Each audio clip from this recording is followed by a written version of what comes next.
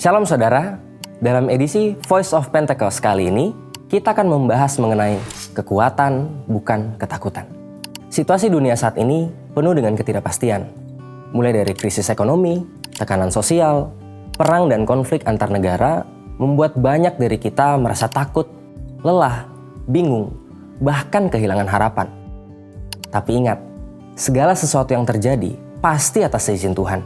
Tuhan punya rencana bagi setiap orang yang berserah kepadanya, dan Ia tidak akan membiarkan umatnya binasa. Melalui setiap peristiwa, Tuhan sedang membentuk dan menguatkan kerohanian kita.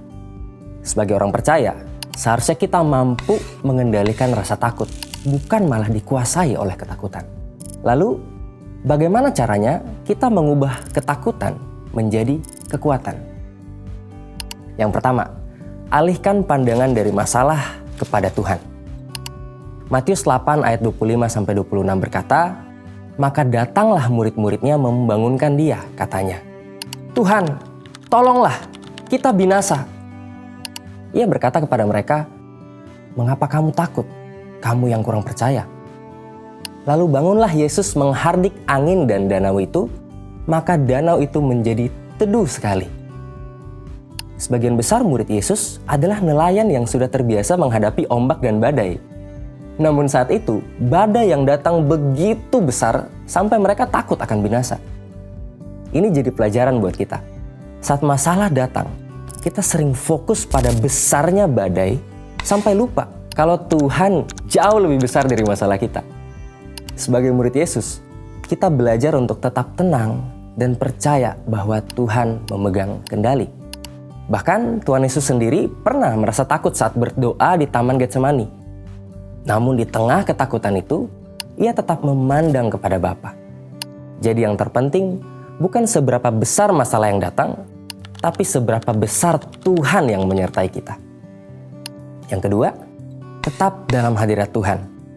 Dalam Markus 6 ayat 49-50 menceritakan suatu malam para murid sedang bersusah payah mendayung melawan angin sakal. Tiba-tiba mereka melihat Yesus berjalan di atas air dan mereka pun menjadi sangat ketakutan karena mengira Yesus adalah hantu. Saat Yesus mendekat kepada perahu dan murid-muridnya mendengar suaranya, "Tenanglah, aku ini, jangan takut." Maka badai reda dan ketakutan pun diusir. Setelah Yesus naik ke atas perahu, angin kencang pun tiba-tiba berhenti dan mereka dapat melanjutkan perjalanan hingga tiba di tepi pantai dengan selamat. Saat Tuhan hadir dalam hidup setiap orang percaya, maka semua badai hidup yang membuat ketakutan akan diubah menjadi damai sejahtera dan kekuatan. Rasul Paulus menasihati di dalam 2 Timotius 1 ayat 7, "Sebab Allah memberikan kepada kita bukan roh ketakutan, melainkan roh yang membangkitkan kekuatan, kasih, dan ketertiban."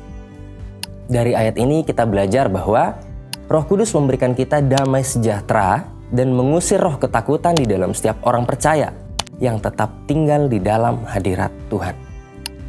Yang ketiga, melangkah maju bersama Tuhan.